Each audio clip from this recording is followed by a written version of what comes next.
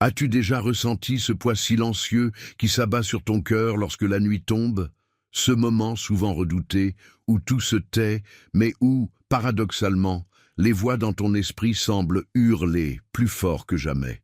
Ces instants d'obscurité où le monde se repose, mais où ton âme, elle, lutte pour trouver la paix. Et si, ce soir, alors que tu es là, à la recherche d'un apaisement, quelque chose de divin voulait justement t'atteindre, te toucher, te rassurer? Et si je te disais que ce soir, là où tu es, un repos surnaturel t'attend, une paix qui ne dépend ni de ton passé ni de tes circonstances actuelles, un refuge invisible mais réel où ton cœur peut enfin se déposer? Et si, derrière ton insomnie, tes larmes cachées ou ton simple besoin de calme, se trouvait l'appel du Seigneur Jésus à t'abandonner entre ses bras cette nuit? Ce n'est pas un hasard si tu es ici. Non, ce n'est pas une simple vidéo de plus, une distraction de ta soirée. C'est un rendez-vous divin, car Jésus connaît l'état de ton âme. Il sait les combats que tu ne racontes à personne, les poids que tu portes en silence, les angoisses qui reviennent dès que la lumière s'éteint. Et aujourd'hui, à travers cette prière nocturne, il veut faire plus que t'écouter. Il veut t'envelopper de sa paix. Tu as peut-être entendu parler du repos de Dieu. Mais l'as-tu déjà expérimenté pleinement? Je ne parle pas d'un simple sommeil réparateur, mais d'une paix intérieure si profonde que même les tempêtes les plus violentes ne parviennent pas à la troubler. Il existe un secret spirituel, enfoui dans la parole, que trop peu de croyants connaissent. C'est que la nuit, loin d'être un temps de solitude et de peur, peut devenir un sanctuaire sacré, un lieu de rendez-vous entre ton âme et le ciel. Ce soir, je vais t'emmener dans un voyage biblique et spirituel où tu découvriras, pas à pas, comment les Écritures nous révèlent un Jésus qui agit puissamment dans l'obscurité. Nous explorerons ensemble des moments de la Bible où des hommes et des femmes ont trouvé la force, le courage et même des miracles dans la nuit. Mais pour cela, tu dois ouvrir ton cœur. Tu dois accepter de relâcher tes pensées, d'abandonner tes inquiétudes et de te confier pleinement. Oui, ce soir, il existe un lieu secret que Jésus t'invite à rejoindre. Et crois-moi, ce que tu vas découvrir au fil de cette vidéo pourrait transformer à jamais ta manière de vivre tes nuits, et peut-être ta vie tout entière. Avant d'aller plus loin, dis-moi dans les commentaires, d'où nous regardes-tu ce soir? Je veux savoir jusqu'où cette prière nocturne voyage. Et surtout, sache que ta participation est le témoignage vivant que Jésus touche des vies dans les moindres recoins de ce monde. Maintenant, écris aussi cette phrase dans les commentaires. Je remets ma nuit entre les mains de Jésus. Oui, écris-le. Ce simple acte n'est pas anodin. Il est prophétique. Il montre ton engagement. Il scelle ta confiance et il active ta foi. Lorsque tu le fais, tu n'imagines pas à quel point ton geste est vu du ciel. Et si tu n'as pas encore aimé cette vidéo, fais-le maintenant. Tu ne likes pas seulement une vidéo, tu aides à diffuser la parole de Jésus à des milliers d'autres personnes comme toi, qui ce soir ont besoin de repos, de paix et d'une rencontre avec le Seigneur. Bravo à toi. Tu fais partie de ceux qui ne se contentent pas d'écouter. Tu agis. Et Jésus honore cela. Tu sais, s'abonner à cette chaîne, c'est plus qu'un clic. C'est comme planter un arbre spirituel dans ton quotidien. C'est un moyen concret de nourrir ta foi chaque jour, d'être guidé, enseigné, réconforté. Et dans un monde où beaucoup n'ont pas d'église ou de pasteur proche, cette communauté devient une maison spirituelle. Voilà pourquoi j'encourage tous ceux qui nous suivent à commenter, aimer, partager et à écrire maintenant en commentaire « Paix en Christ ». C'est notre manière de dire « Seigneur, je suis là, je t'écoute, je te fais confiance et je veux vivre cette nuit sous ton regard ». Reste bien jusqu'à la fin. Je te le dis, l'avant-dernière leçon de cette vidéo pourrait contenir la clé que ton cœur attend depuis longtemps. Une parole, une révélation, une lumière pour ton chemin. Prépare-toi, ferme les distractions, respire profondément. Car ce que nous allons vivre ensemble ce soir n'est pas une simple étude biblique. C'est une immersion dans les bras du Christ, une prière sacrée qui transformera ta nuit. Le sommeil de Jésus dans la tempête. Imagine-toi au cœur d'une nuit agitée. Les vents soufflent, les vagues montent, les pensées te submergent comme une mer furieuse. Et au milieu de cette tourmente, alors que tu crois que tout va chavirer, tu découvres que Jésus dort paisiblement, là, dans ta barque. Cette scène étonnante, rapportée dans l'Évangile selon Marc chapitre 4, est bien plus qu'un simple épisode historique. Elle est une révélation puissante sur la paix qui transcende toute logique humaine. Les disciples, pourtant pécheurs aguerris, sont terrifiés. Ils hurlent, courent dans tous les sens, pleins d'angoisse. Et Jésus, lui, dort. Il dort, non parce qu'il ne se soucie pas de la tempête, mais parce qu'il ne la craint pas. Il dort parce que sa confiance dans le Père Céleste est totale. Il dort parce que même la fureur des éléments ne peut déranger la paix de celui qui connaît la fin avant le commencement. Toi aussi, peut-être que cette nuit ressemble à une tempête. Des pensées envahissent ton esprit. Tu ressasses des paroles blessantes. Tu t'inquiètes pour demain. Tu portes des poids invisibles. Et tu te demandes, « Seigneur, dors-tu pendant ma tempête ?» La vérité, c'est que Jésus ne dort pas dans l'indifférence. Il t'enseigne. Il t'invite à découvrir un niveau de repos si profond que même au cœur de tes pires épreuves, tu peux te coucher et dormir en paix. Ce récit nous enseigne une chose fondamentale. La paix ne vient pas de l'absence de tempête, mais de la présence de Jésus. Tant qu'il est dans ta barque, rien ne pourra couler. Même si l'eau entre, même si tout semble perdu, sa seule présence garantit ta survie et ta victoire. C'est un appel pour toi, ce soir. Un appel à ne plus laisser les vents intérieurs gouverner ta nuit. Un appel à tourner les yeux vers Jésus endormi et à t'aligner avec sa paix. À dire, si mon Seigneur se repose, alors je me repose aussi. Si lui ne s'inquiète pas, je choisis moi aussi de ne plus craindre. As-tu déjà remarqué que Jésus s'est réveillé uniquement lorsque les disciples ont crié vers lui? Cela nous montre qu'il répond à l'appel de la foi. Cette nuit, fais comme eux. Appelle-le sincèrement. Crie à lui, non pas avec panique, mais avec foi. Dis-lui, Jésus, viens calmer la tempête en moi, et regarde-le se lever dans ton esprit, se tenir dans ton cœur, et parler à tes pensées comme il a parlé à la mer. Silence, tais-toi. Ne combats pas la tempête avec tes forces. Ne lutte pas contre l'insomnie avec ton intelligence. Ne cherche pas de paix dans ce qui est extérieur, car la vraie paix commence à l'intérieur, là où Jésus règne. Ce soir, offre-lui cette place. Et maintenant, je t'invite à poser un acte prophétique. Commente cette phrase, simple mais puissante.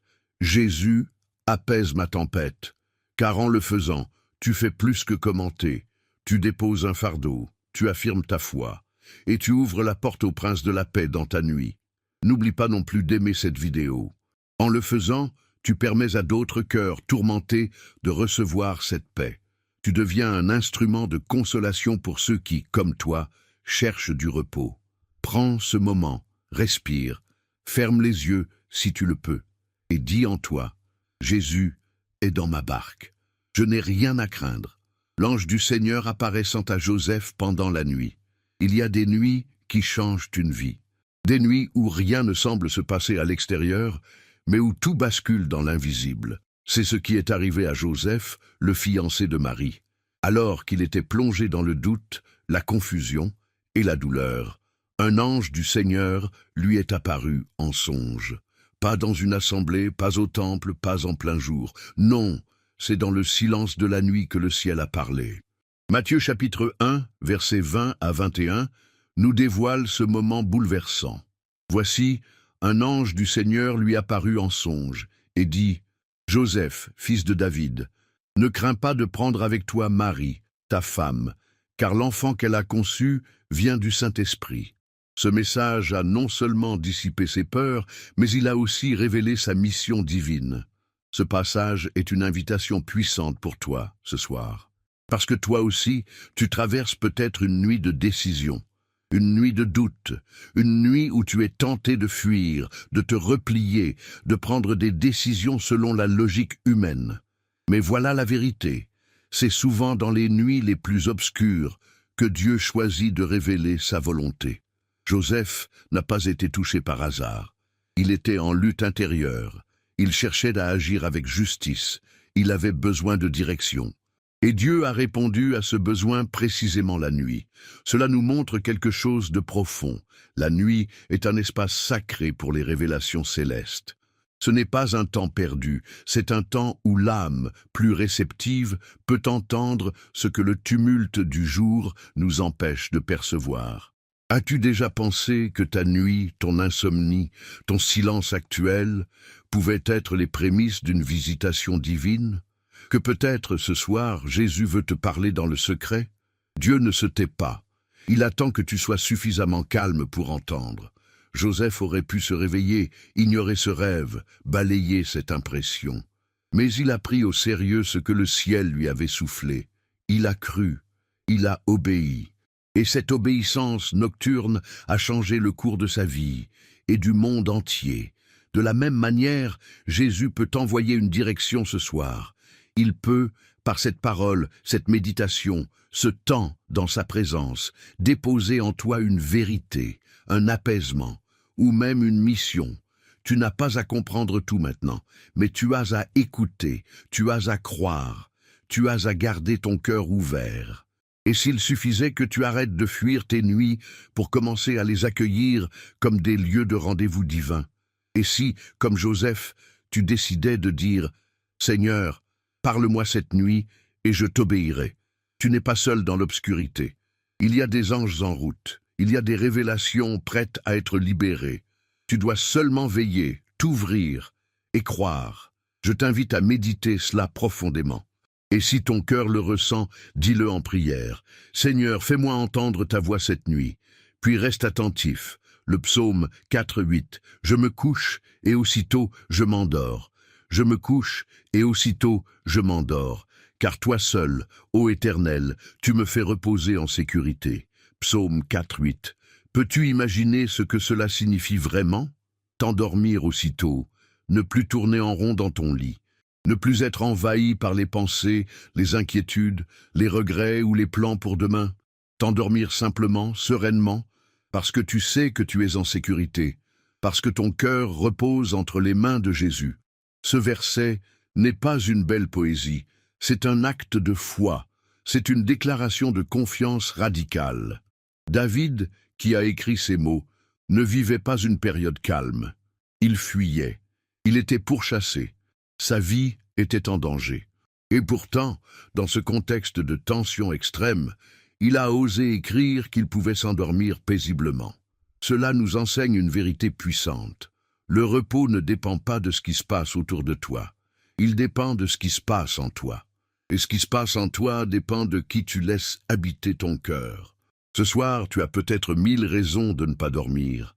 Des factures, une maladie, une dispute, une peur de l'avenir. Mais as-tu une seule raison suffisante de faire confiance à Jésus? Regarde ce qu'a fait David. Il n'a pas attendu que tout s'arrange pour dormir. Il a décidé de faire confiance, là, maintenant. Il a choisi la paix, pas parce que les dangers avaient disparu, mais parce que son Dieu était plus grand que tous ces dangers. Ce psaume est aussi une clé spirituelle. Quand tu déclares cette parole, tu invites le ciel à agir dans ton corps, ton âme, ton esprit. Tu affirmes que la paix de Jésus est ton droit en tant qu'enfant de Dieu. Tu annules les droits de la peur, de l'anxiété, du stress. Tu fais taire les voix du doute. Chaque nuit peut devenir un acte prophétique. En t'endormant avec confiance, tu déclares à l'univers spirituel que tu ne vis pas sous le règne du chaos, mais sous la seigneurie de Jésus. Et cette déclaration silencieuse est puissante, très puissante. Mais il y a un secret caché dans ce verset. Toi seul, ô Éternel, tu me fais reposer. Cela signifie que rien ni personne d'autre ne peut réellement te donner ce type de repos. Pas la musique, pas les médicaments, pas les distractions. Ce n'est pas un sommeil physique, c'est une paix spirituelle, un calme intérieur qui te traverse et qui t'envahit, une couverture divine. Et pour recevoir cela, tu dois t'abandonner. Ce soir, ne te couche pas avec ton téléphone à la main. Ne t'endors pas avec les soucis dans la tête. Allonge-toi comme un enfant dans les bras de son Père. Dis simplement, « Jésus, je me couche en toi. Je m'endors dans ta paix. » Maintenant, je t'invite à poser un acte simple mais puissant. Commente cette phrase. Je m'endors en sécurité avec Jésus. Ce n'est pas juste un mot, c'est une déclaration, c'est un cri silencieux de ton cœur, et c'est aussi un témoignage. En écrivant cela, tu inspires d'autres croyants à faire de même. N'oublie pas d'aimer cette vidéo. Tu ne mesures pas l'impact que ce geste peut avoir. Chaque clic envoie ce message plus loin, vers d'autres âmes troublées, vers d'autres nuits sans paix. Et toi, ce soir, tu peux devenir la lumière qui guide un autre cœur vers le repos. Ferme les yeux, respire profondément, et déclare à voix haute, « Je me couche, et aussitôt je m'endors, car toi seul, Seigneur, me fais reposer en sécurité. » La veille de David dans la nuit.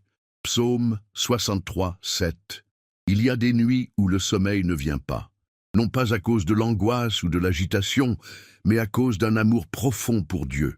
Ce sont ces nuits précieuses où l'on choisit de veiller, non pas pour s'inquiéter, mais pour adorer.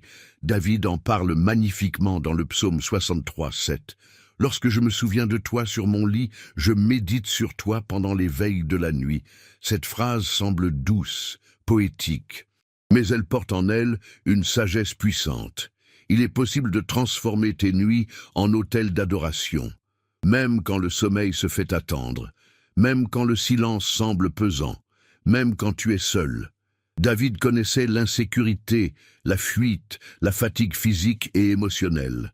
Pourtant, dans la nuit, au lieu de céder à la peur, il choisissait la méditation.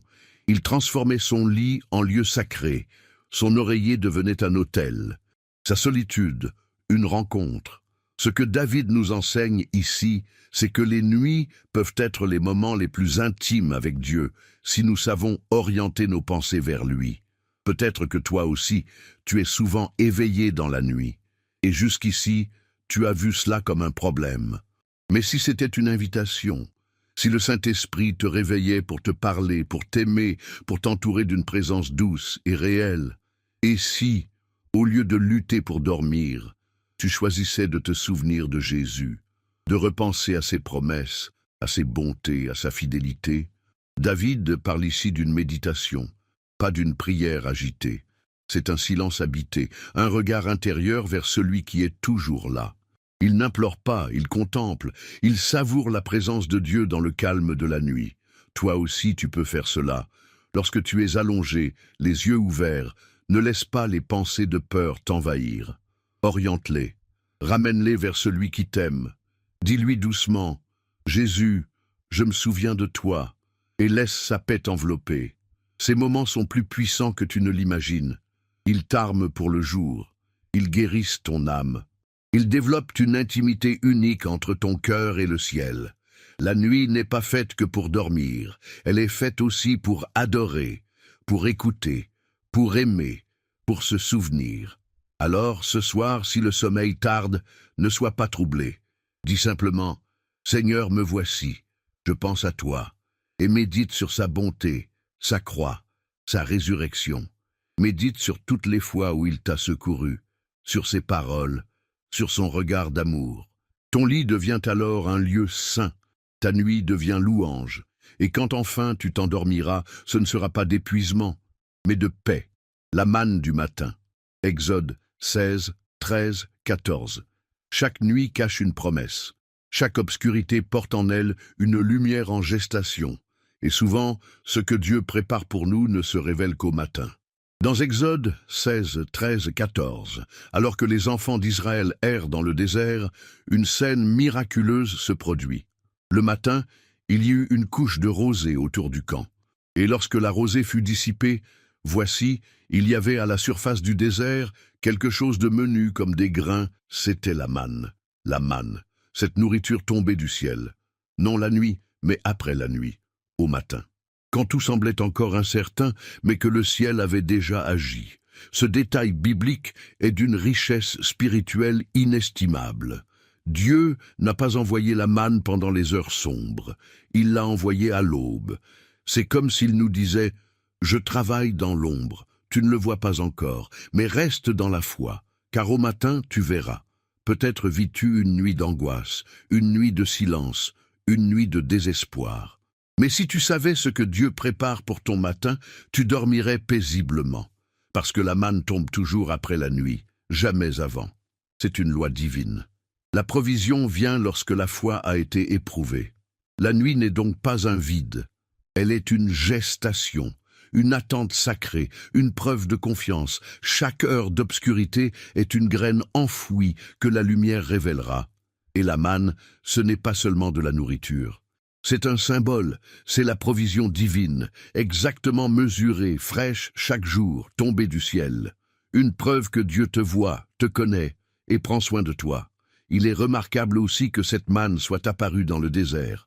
Dieu ne l'a pas donnée dans l'abondance, mais dans la sécheresse, pour te dire que ce n'est pas ton environnement qui détermine ta bénédiction, mais ta dépendance à lui. Alors ce soir, ne doute pas de ton matin.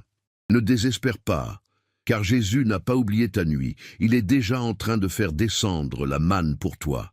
Tu ne la vois pas encore, mais elle approche.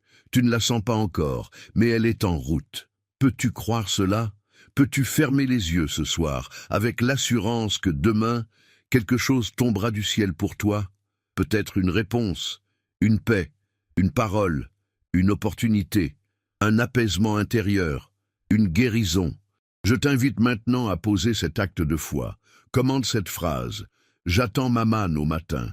Que ce soit ton cri d'espérance, ta déclaration contre l'angoisse, ton acte prophétique. Et en aimant cette vidéo, tu aides d'autres âmes à attendre leur matin sans crainte. Car oui, Jésus est fidèle. La nuit n'est jamais la fin. Elle est juste l'antichambre du miracle. Et le miracle tombe toujours avec la rosée. Le combat de Jacob dans la nuit. Genèse 32, 24-30. Certaines nuits ne sont pas faites pour dormir. Certaines nuits sont des lieux de combat spirituel, d'affrontement intérieur, de confrontation avec soi-même et avec Dieu. Genèse 32 nous parle d'une de ces nuits. Jacob, seul, au bord d'un changement décisif, reste éveillé. Et dans cette obscurité pesante, il lutte avec un homme qui se révèle être une manifestation divine. Jacob demeura seul. Alors un homme lutta avec lui jusqu'au lever de l'aurore. Genèse 32, 24. Quelle scène puissante! Jacob est à un tournant. Il doit affronter son frère Ésaü, qu'il a trompé des années plus tôt. Il a peur. Il est tiraillé entre son passé et son avenir. Et cette nuit-là, au lieu de fuir ou de se replier, il se bat. Pas avec ses ennemis, pas avec ses souvenirs, mais avec Dieu. Pourquoi Dieu permet-il un tel combat? Pourquoi entre-t-il dans cette lutte avec Jacob? Parce que la nuit est souvent le moment où nos résistances tombent, où les masques se fissurent, où nous sommes enfin vulnérables. Et c'est dans cette vulnérabilité que Dieu vient nous rencontrer, non pour nous écraser, mais pour nous transformer. Jacob ne ressortira pas indemne de cette nuit. Il sera blessé à la hanche, il boitera désormais. Mais il ressortira aussi avec un nouveau nom, Israël. Ce nom signifie celui qui lutte avec Dieu et avec les hommes et qui a vaincu. Ce changement de nom, ce changement d'identité ne s'est pas produit en plein jour ni dans le confort. Il s'est produit dans la nuit, dans la lutte, dans la douleur. Cela nous enseigne une vérité profonde. Certaines transformations spirituelles ne peuvent se produire que dans l'obscurité. Toi aussi, peut-être que tu traverses une nuit de combat. Tu luttes avec des décisions, des blessures, des regrets, des peurs. Tu te sens seul. Tu ne comprends pas pourquoi Dieu ne répond pas. Mais et si, au lieu de fuir cette lutte, tu décidais d'y voir un moment sacré, une rencontre, un face-à-face avec Jésus? Jacob a dit, « Je ne te laisserai pas aller, que tu ne m'aies béni. » Genèse 32, 26. Voilà la clé. Il ne s'est pas contenté de subir. Il a saisi cette opportunité pour dire, « Seigneur, si tu me rends visite cette nuit, alors je veux ma bénédiction. » Et toi, vas-tu laisser passer cette nuit sans saisir ce que Dieu veut y déposer? Ou vas-tu t'accrocher à lui comme Jacob, jusqu'à ce que l'aube vienne, avec un nouveau nom, une nouvelle paix, une nouvelle identité? Parfois, le combat de la nuit précède la bénédiction du jour. C'est ce que cette histoire nous révèle. Ce soir, fais cette prière sincère. Seigneur, je ne te lâcherai pas tant que tu ne m'auras béni. Et attends-toi à ce que quelque chose change en toi. À ce que, demain, tu ne sois plus le même. car tout combat sincère avec Jésus produit une transformation durable. Les pleurs peuvent durer une nuit, mais la joie vient le matin. Psaume 36. Il y a des nuits qui semblent ne jamais finir. Des heures étirées par la douleur, des larmes qui n'en finissent pas de couler. Ces moments où tu crois que ton cœur ne tiendra plus, que tu as atteint la limite de ce que tu peux supporter. Et pourtant, dans cette obscurité, une promesse brille comme une étoile. Le soir arrivent les pleurs et le matin l'allégresse. Psaume 36. Cette déclaration de David n'est pas un vœu pieux. C'est un ancrage spirituel. Une vérité éternelle. Aucune nuit ne peut empêcher le matin d'arriver. Peu importe l'intensité de tes pleurs, peu importe la profondeur de ton chagrin, il y aura une aurore. Il y aura un moment où la lumière percée, où la douleur se transformera, où la joie fera irruption comme un soleil après une longue pluie. Mais il faut entendre ceci. David ne nie pas la nuit. Il ne dit pas que la foi supprime les pleurs. Il reconnaît que les pleurs arrivent. Ils sont réels. Ils font partie du voyage. Toi aussi, peut-être, tu traverses une de ces nuits de sanglots, un deuil, une trahison, une perte, une angoisse profonde. Et tu te demandes si tu verras un jour la lumière. Laisse-moi te dire ceci avec tout l'amour du Christ. Oui, tu la verras. La joie du matin n'est pas simplement émotionnelle. C'est une visitation divine, une paix qui dépasse l'entendement, un relèvement intérieur. Parfois, elle ne vient pas avec des rires bruyants, mais avec un calme profond, une espérance douce, une force nouvelle. Souviens-toi, Jésus lui-même a connu les pleurs. Il a pleuré sur Jérusalem. Il a pleuré devant le tombeau de Lazare. Il a prié avec des larmes au jardin de Gethsémané. Il connaît ton langage de douleur, et parce qu'il a traversé la nuit, il peut t'y accompagner. Mais voici ce que Dieu veut t'enseigner. La nuit n'est jamais éternelle. Le matin est une promesse inscrite dans la création. Après l'obscurité vient toujours la lumière. Après les larmes vient la consolation. Après l'attente vient la visitation. Ce soir, je t'invite à poser un geste de foi et de résistance spirituelle. Commente cette phrase. Ma joie arrive au matin. Ne laisse pas la nuit te faire croire qu'elle est plus forte que ta foi. Chaque fois que tu déclares cette vérité, tu repousses les ténèbres, tu crées une brèche pour la lumière divine. Et si tu n'as pas encore aimé cette vidéo, fais-le maintenant.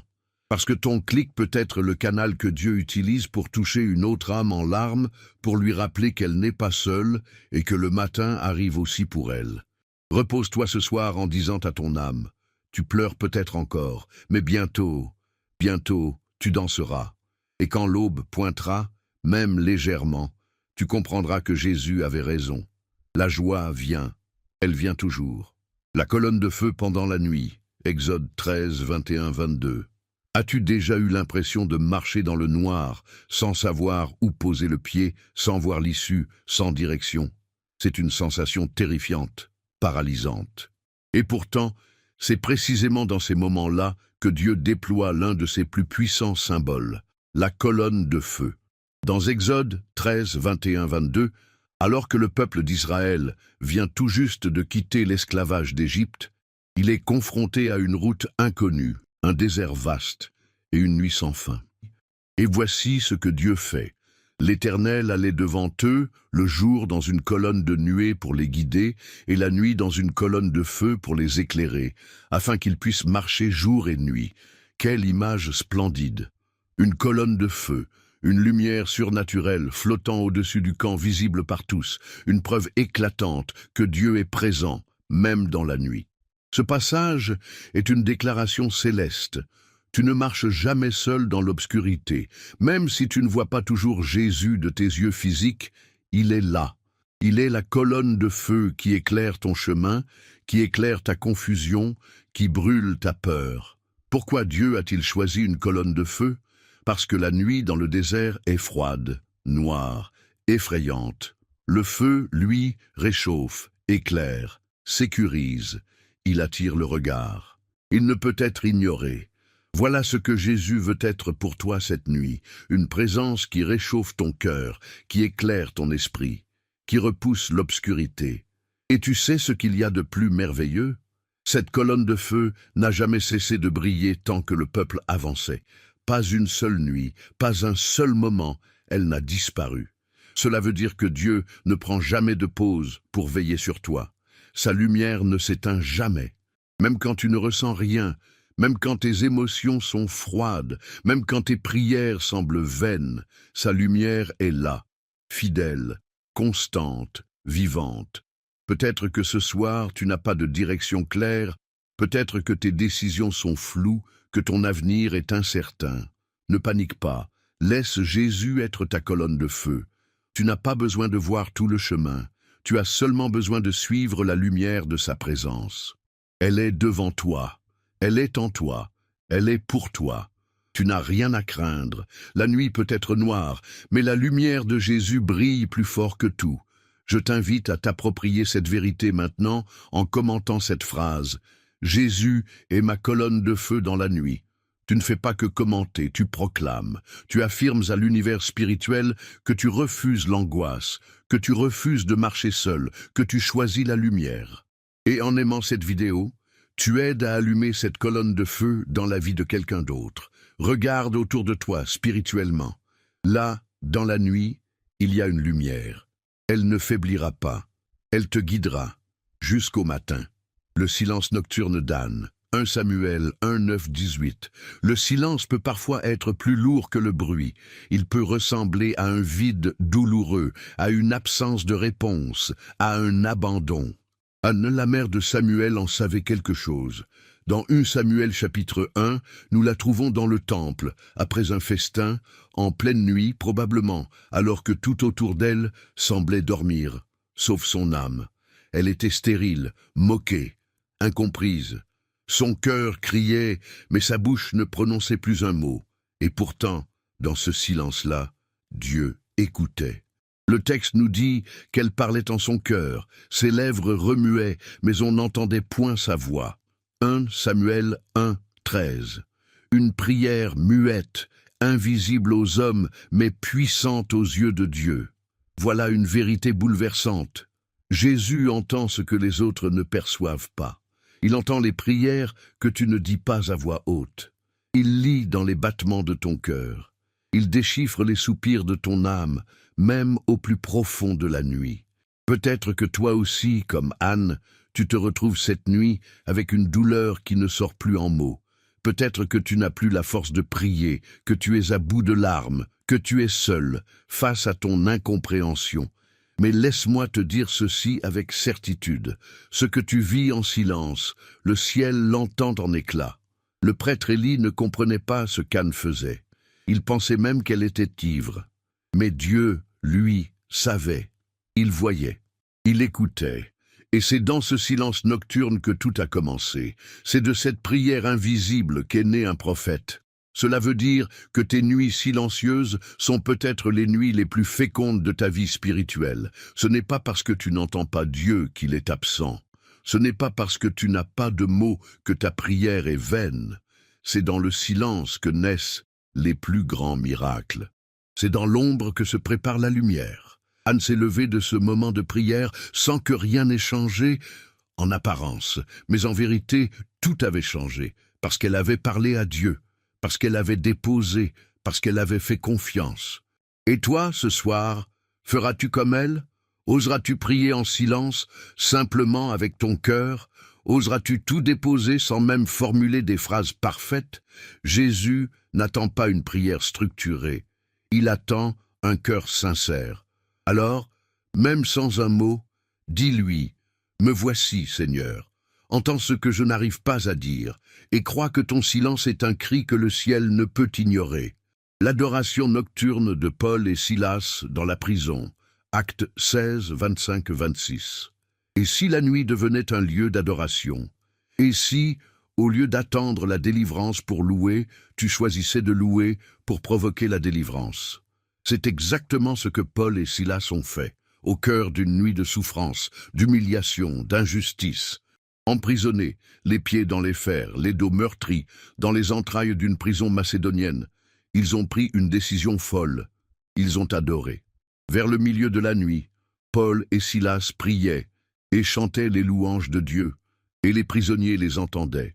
Acte 16, 25. Quel mystère profond! Ils n'ont pas attendu d'être libérés pour louer. Ils ont choisi d'élever des chants dans la douleur. Et cette adoration, née au cœur de la nuit, a fait trembler les fondations de la prison. Le verset suivant nous dit « Tout à coup, il se fit un grand tremblement de terre. Toutes les portes s'ouvrirent, et les liens de tous les prisonniers furent rompus. » Verset 26. Voilà la puissance spirituelle de l'adoration nocturne. Elle ne change pas uniquement ton cœur, elle change ton environnement, elle libère, elle bouleverse. Elle ouvre des portes que personne ne peut ouvrir. Elle brise des chaînes que même les clés humaines ne sauraient délier. Toi aussi, peut-être, tu te sens prisonnier cette nuit. Prisonnier de tes pensées, de tes douleurs, de tes regrets, de ton anxiété. Tu es là, les fers invisibles aux pieds, avec l'impression que rien ne va bouger. Mais si tu fais comme Paul et Silas, si tu oses, ce soir, adorer malgré tout, si tu décides de chanter même avec des larmes, si tu choisis de prier même sans solution visible, l'adoration dans la nuit est un acte de guerre spirituelle. Elle proclame que Jésus est Seigneur, même dans les ténèbres. Elle affirme que la lumière règne, même si les murs sont froids. Elle crie « Je ne suis pas seul, je suis entendu, je suis gardé ». Et voici ce qu'il y a de plus bouleversant. Ce n'est pas seulement Paul et Silas qui ont été libérés. Tous les prisonniers ont vu leur chaîne tomber. Cela veut dire que ton adoration peut libérer d'autres. Elle peut devenir une source de délivrance pour ta maison, ton entourage, même pour ceux qui ne prient pas encore. Alors ce soir, fais comme eux. Ferme les yeux. Élève une louange, même une simple mélodie, même un murmure. Et laisse les murs trembler. Laisse le ciel descendre. Je t'invite à commenter avec foi. Je loue Jésus dans ma nuit. Ce geste est plus qu'un commentaire. Il est une proclamation. Il est une clé. Il est une secousse spirituelle. Et si tu n'as pas encore aimé cette vidéo, fais-le maintenant. Tu participes ainsi à l'extension de cette prison qui s'effondre, chaîne après chaîne, nuit après nuit. Grâce à ta foi, Jésus est là. Il t'entend. Et la terre va trembler. Prépare-toi à la libération. Le chant de Moïse après la mer Rouge. Exode 15, 1, 2. Il y a des nuits où l'on croit que tout est fini, où l'ennemi semble si proche qu'il ne reste qu'un souffle avant l'effondrement. C'est ce que le peuple d'Israël a vécu avant de traverser la mer Rouge. Derrière eux, l'armée de Pharaon, devant eux, l'impossible. Et pourtant, après cette nuit d'angoisse et de fuite, le matin s'est levé sur un miracle. Et alors Moïse a chanté. Alors Moïse et les enfants d'Israël chantèrent ce cantique à l'Éternel. Ils dirent « Je chanterai à l'Éternel, car il a triomphé glorieusement. L'Éternel est ma force et le sujet de mes louanges. C'est lui qui m'a sauvé. » Exode 15, 1, 2. Ce chant est né après la nuit, après la peur, après la poursuite. Il est la réponse d'un peuple qui a vu Dieu agir de façon spectaculaire, juste à temps. Ce passage nous enseigne que chaque délivrance mérite un chant. Chaque victoire, même précédée d'une nuit de doute, mérite une louange. Mais ce chant est aussi une mémoire. En le chantant, Moïse et le peuple ne font pas que célébrer, ils se rappellent. Ils gravent dans leur esprit que c'est Jésus qui les a sauvés, que ce n'est pas leur force ni leur stratégie, mais sa main puissante. Tu sais, il y a des nuits dans ta vie où tu dois simplement traverser, ne pas comprendre, ne pas tout voir, mais avancer, guidé par la foi.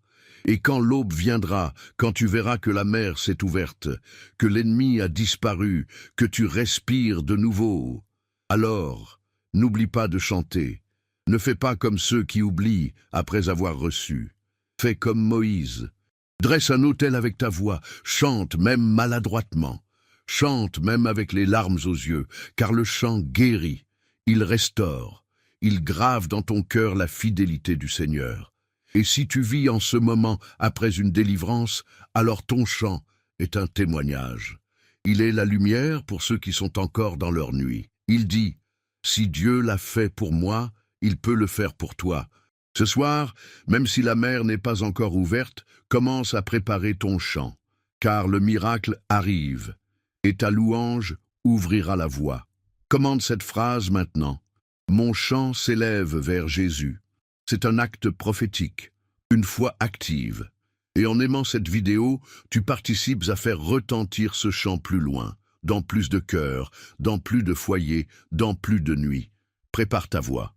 Le matin se lève, et avec lui, ton cantique. La vision nocturne de Daniel. Daniel 7, 13, 14.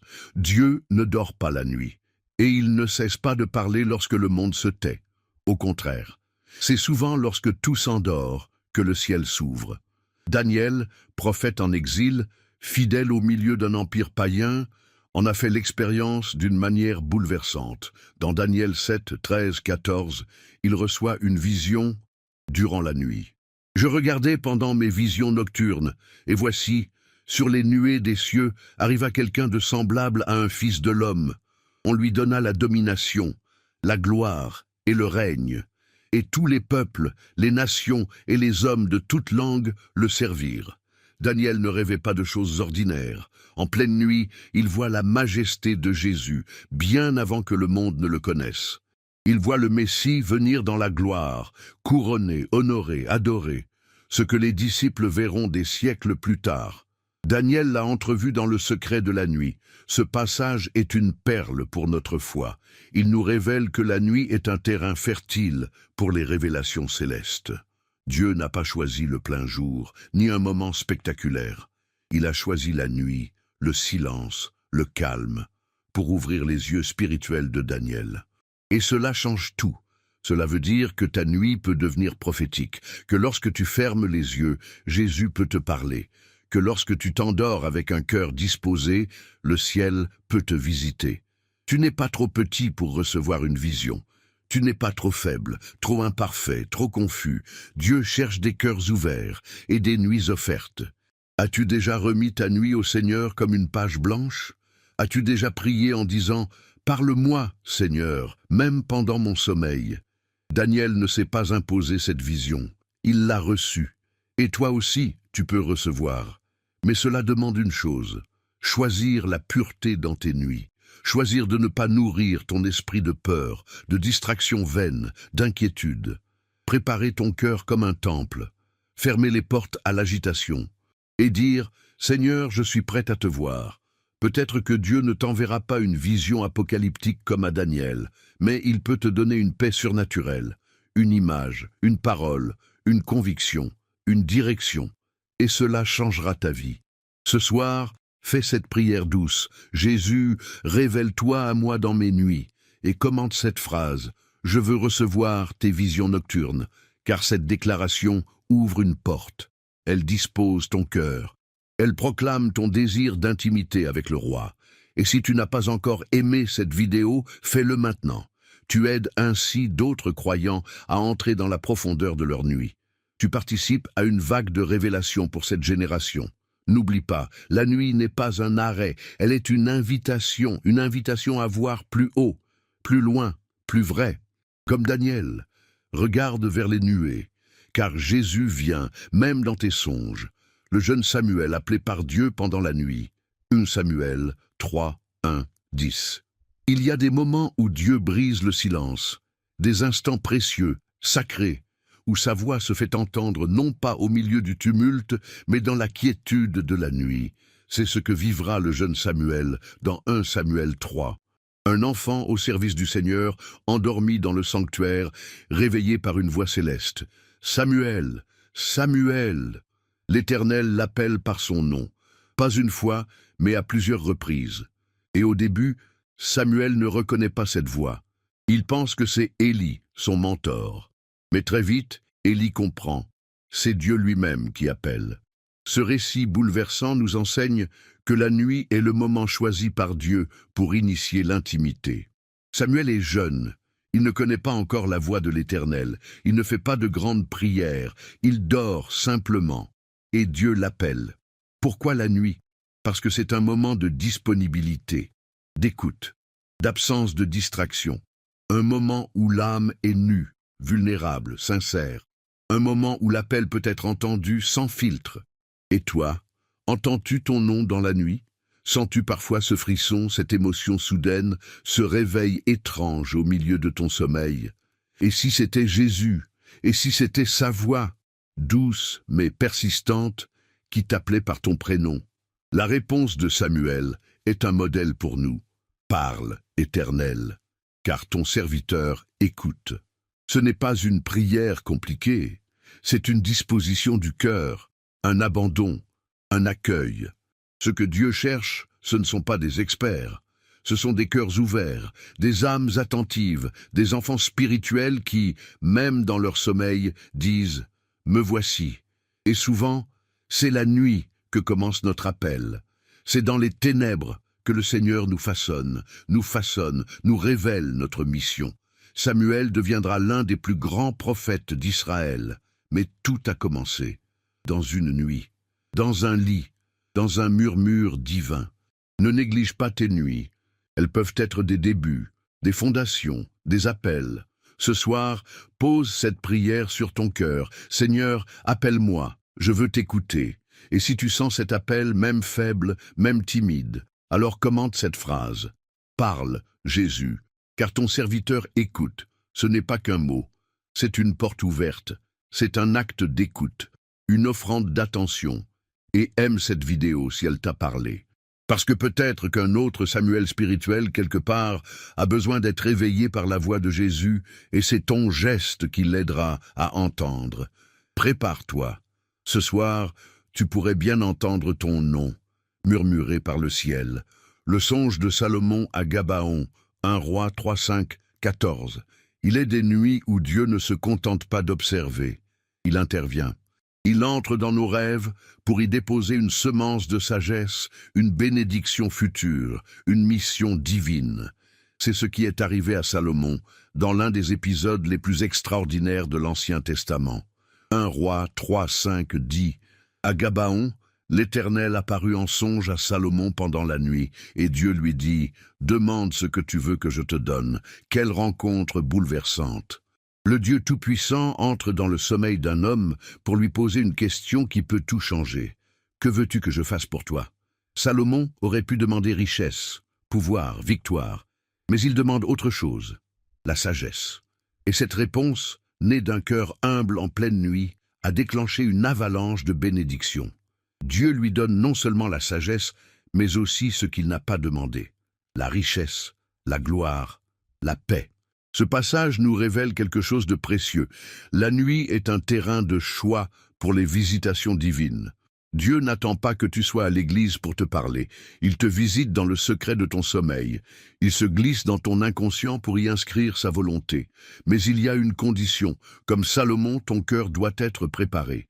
Salomon avait adoré avant de dormir. Il avait offert 1000 holocaustes. Il s'était placé dans une posture d'humilité, de reconnaissance, et c'est dans cette disposition que Dieu est venu. Et toi, comment es-tu disposé ce soir? Est-ce que ton cœur est prêt à recevoir une visitation divine? Et si Jésus entrait dans ton sommeil cette nuit et te demandait « Que veux-tu que je fasse pour toi ?» Que lui répondrais-tu? L'as-tu même déjà envisagé? Trop souvent, nous nous endormons fatigués, irrités, distraits, sans penser que la nuit peut devenir sacrée. Mais à partir d'aujourd'hui, tu peux décider de sanctifier ton repos, de dire « Seigneur, parle-moi, et si tu veux, bénis-moi pendant que je dors. » La sagesse que Salomon a reçue ne venait pas d'un effort humain.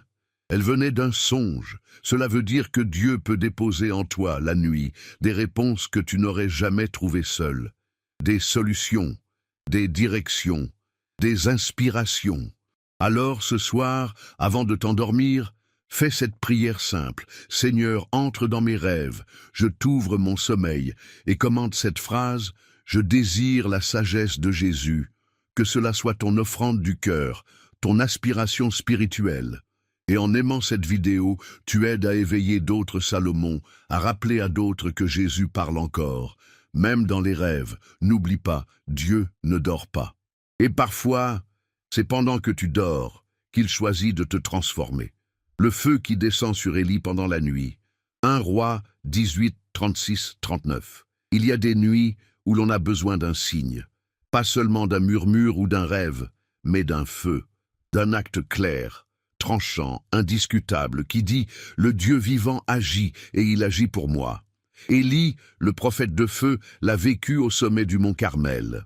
Face à des centaines de prophètes de Baal, dans un climat d'apostasie et de peur, il se tient seul et il prie. Le texte nous dit que cela se passe à l'heure où l'on présente l'offrande du soir, c'est-à-dire au moment du coucher du soleil, le moment où la lumière décline, le moment où tout semble s'obscurcir, et c'est à ce moment-là qu'Élie élève sa voix au ciel.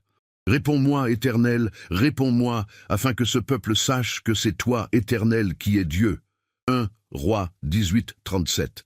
Et aussitôt après, le feu tombe.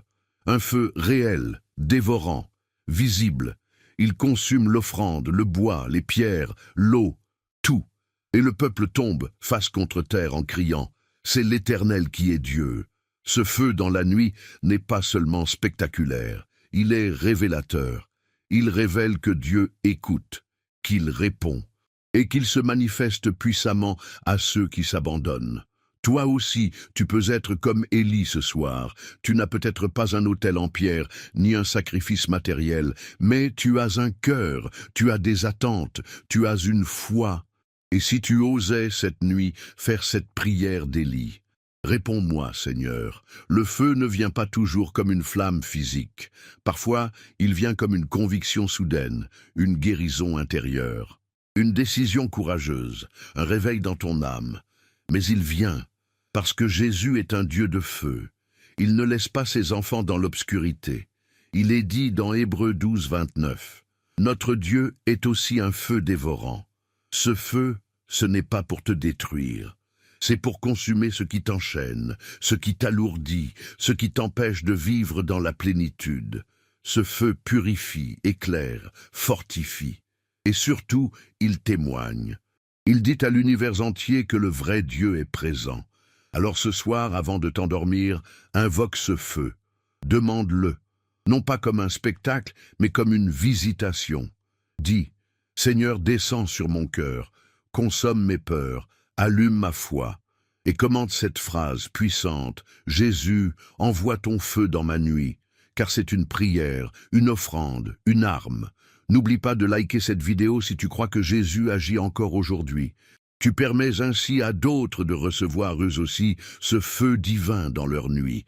Rappelle-toi, la nuit n'est jamais trop sombre pour le feu de Dieu. Une seule étincelle peut tout transformer. La visite de Jésus à Nicodème dans la nuit, Jean 3, 1, 2. Il y a des vérités si profondes qu'elles ne peuvent être reçues qu'en tête à tête, dans le silence, loin des foules, loin des regards. C'est dans cette intimité que Nicodème, un chef religieux respecté, a choisi de rencontrer Jésus. Et il ne l'a pas fait en plein jour. Il est venu la nuit. Nicodème, un des chefs des Juifs, vint, lui, de nuit, vers Jésus, et lui dit, « Rabbi, nous savons que tu es un docteur venu de Dieu. » Jean 3, 1, 2. Pourquoi la nuit?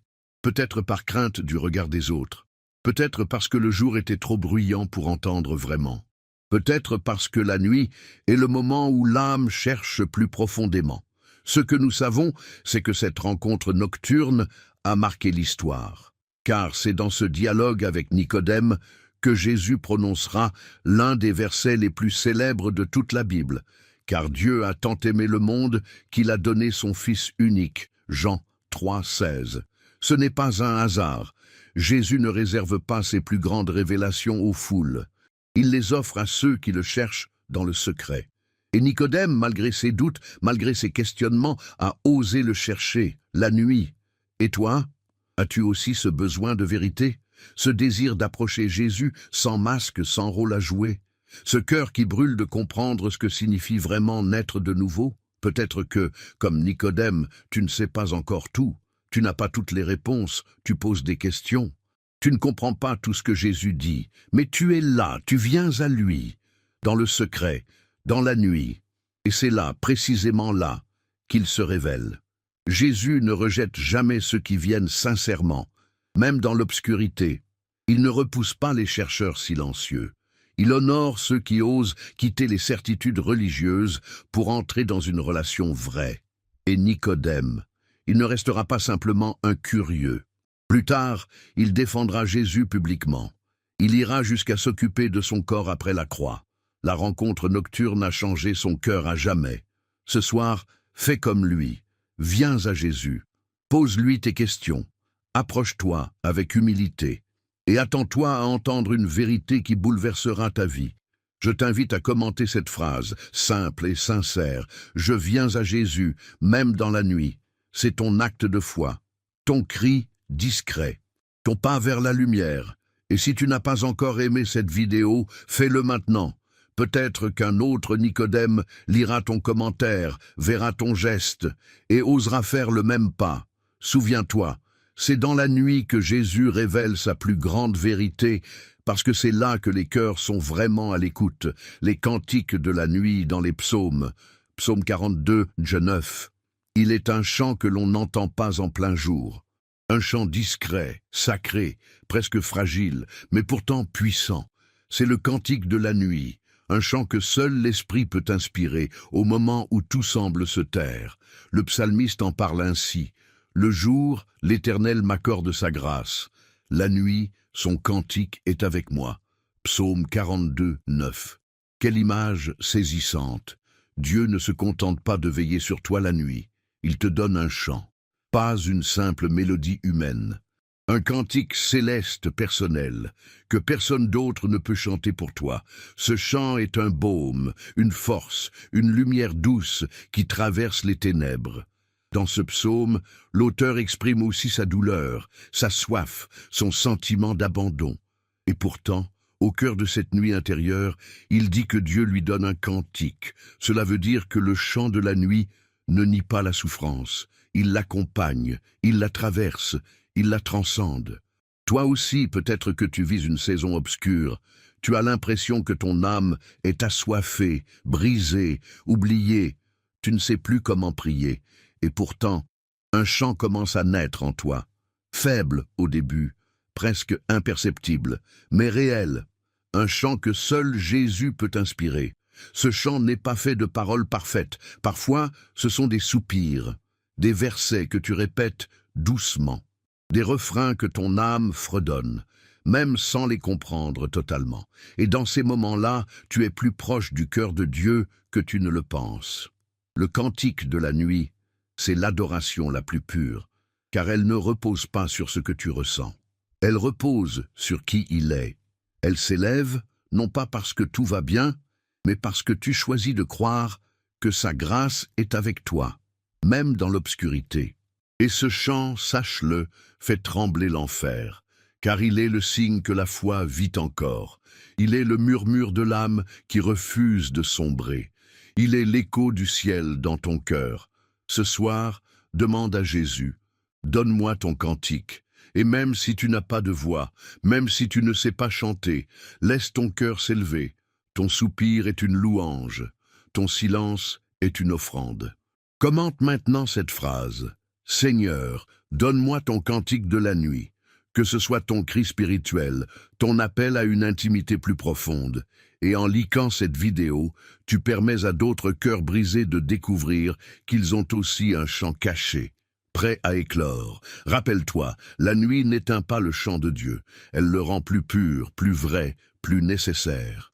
La garde nocturne des bergers, Luc 2, 8, 11. Il y avait cette nuit-là, dans les champs, des hommes ordinaires, silencieux, veillant sur leurs troupeaux. Des bergers. Rien ne laissait présager que cette nuit serait différente des autres. Et pourtant, le ciel s'est ouvert. Un ange est descendu. Une lumière a percé l'obscurité. Et un message retentit. Ne craignez point, car aujourd'hui, dans la ville de David, il vous est né un sauveur, qui est le Christ, le Seigneur. Luc 2, 10, 11. La première annonce de la naissance de Jésus n'a pas été faite à un roi, ni dans un temple, ni à une foule. Elle a été faite dans la nuit à des bergers, des hommes simples, des veilleurs, des cœurs disponibles. Ce détail bouleversant nous dit quelque chose de profond. Dieu révèle ses merveilles à ceux qui veillent, à ceux qui, dans la nuit, restent fidèles, à ceux qui, même dans l'obscurité, tiennent leur poste, sans bruit, sans gloire. C'est à ces âmes-là que l'ange apparaît, c'est à ces cœurs-là que la bonne nouvelle est confiée. Et toi, Peux-tu reconnaître que dans tes nuits d'attente, dans tes veilles silencieuses, Jésus peut se révéler? Que ta fidélité, même invisible, attire le ciel? Les bergers ne faisaient rien d'extraordinaire. Ils faisaient leur devoir. Et c'est précisément là que Dieu est intervenu. Cette scène est aussi une promesse pour toi. La nuit n'est jamais vide quand Jésus est en route. Peut-être que tu ne le vois pas encore. Peut-être que la lumière n'a pas encore percé. Mais le ciel est déjà en mouvement. Et quand le moment sera venu, un éclat bouleversera ta nuit. Le message de l'ange est pour toi aussi. Ne crains pas, car le Sauveur est là, présent, né pour toi, dans tes ténèbres, dans ton histoire. Et ce n'est pas tout. Après cette rencontre, les bergers n'ont pas gardé le message pour eux. Ils ont couru, ils ont vu l'enfant. Et ils sont repartis en glorifiant Dieu. Cela signifie que ta nuit peut se transformer en mission. Que ce que tu reçois dans le silence, tu peux le répandre avec puissance. Alors ce soir, dis au Seigneur, « Je suis là, je veille, parle-moi ». Et commente cette phrase, « Je suis un veilleur de la nuit pour Jésus ». C'est ton engagement, ta position, ta foi. En aimant cette vidéo, tu offres à d'autres veilleurs dans d'autres champs une lumière, un espoir, un rappel que le ciel visite encore les nuits fidèles. Tiens ton poste. L'ange peut venir à tout moment, et Jésus, lui, est déjà né. Pour toi. Le rêve de Joseph qui sauve l'enfant Jésus. Matthieu 2, 13, 14. Le ciel parle aussi pour protéger. Il murmure dans la nuit pour sauver. Il prévient, il guide, il révèle les dangers avant même qu'ils ne soient visibles. C'est ce que vit Joseph, le père terrestre de Jésus, dans un moment critique. Dans Matthieu 2, 13, 14, alors que l'enfant vient de naître, un ange apparaît à Joseph pendant la nuit, en songe, avec un message urgent, « Lève-toi, prends le petit enfant et sa mère, fuis en Égypte ». Joseph se réveille. Il n'hésite pas, il obéit. Et grâce à ce rêve nocturne, la vie de Jésus est préservée. Ce passage est bouleversant. Il nous montre que Dieu veille sur nous pendant que nous dormons. Il voit ce que nous ne voyons pas. Il prépare une issue quand le danger approche. Et il utilise la nuit pour nous révéler la voie du salut. Joseph aurait pu ignorer ce rêve, le considérer comme un simple produit de son imagination, mais il connaissait la voie de Dieu. Il savait que la nuit, parfois, devient sanctuaire.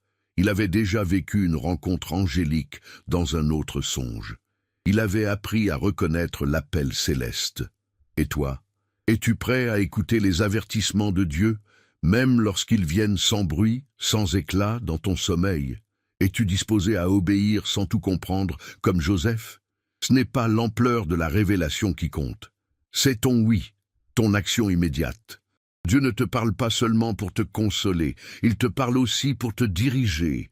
Il veut t'éviter des pièges, des blessures. Il veut t'amener dans des lieux sûrs, mais pour cela, tu dois rester sensible. Tu dois prêter l'oreille, même la nuit. Et ce n'est pas seulement pour toi. Joseph ne protégeait pas que lui-même, il protégeait Jésus. Cela veut dire que ton obéissance nocturne peut sauver bien plus que ta propre vie. Elle peut préserver tes enfants, ta maison, ta destinée. Ce que tu entends dans tes rêves n'est pas toujours à négliger. Prends le temps de les peser, de les remettre au Seigneur. Et si, dans ton esprit, une direction claire s'impose, même étrange, même soudaine, sois prêt à te lever, à agir, à fuir si nécessaire, à te déplacer, car la voix de Dieu protège. Ce soir, commente cette phrase, « Seigneur, parle-moi dans la nuit pour me diriger ». C'est une prière de foi, une invitation à la guidance divine. Et en aimant cette vidéo, tu participes à éveiller cette sensibilité spirituelle chez d'autres croyants. Joseph n'a pas sauvé Jésus avec une épée, il l'a sauvé avec une oreille ouverte et un cœur obéissant. Et toi, es-tu prêt à écouter et à te lever?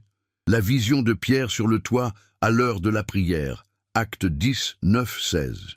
Il y a des moments où Dieu veut élargir ton regard, bousculer tes certitudes et t'emmener plus loin que ce que tu pensais possible. Mais pour cela, il choisit des instants de solitude, des moments de prière, des temps où l'on s'attend à lui. C'est ce qui arriva à Pierre sur le toit d'une maison vers la 6e heure dans un moment suspendu entre le ciel et la terre. Acte 10:9 nous dit que Pierre était monté sur le toit pour prier. Il eut alors faim, et pendant qu'on lui préparait quelque chose à manger, il tomba en extase, et ce qu'il vit allait changer le cours de l'histoire de l'Église. Une nappe descend du ciel, remplie d'animaux impurs. Une voix lui dit « Tue et mange ».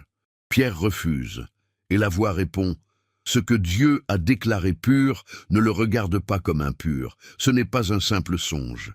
C'est une transformation spirituelle. » Pierre, le disciple fidèle, mais encore enfermé dans ses schémas juifs, va comprendre que l'Évangile est pour tous, qu'aucune âme n'est trop loin, que la grâce déborde les frontières.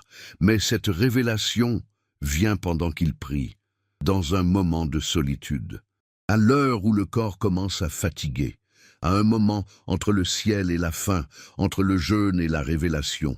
Cela nous enseigne une vérité puissante. Dieu parle à ceux qui prennent le temps de se retirer, à ceux qui osent quitter le bruit, monter sur le toit de leur quotidien pour prier, même sans but précis. Et parfois, c'est là, au moment où tu ne t'y attends pas, que le ciel s'ouvre.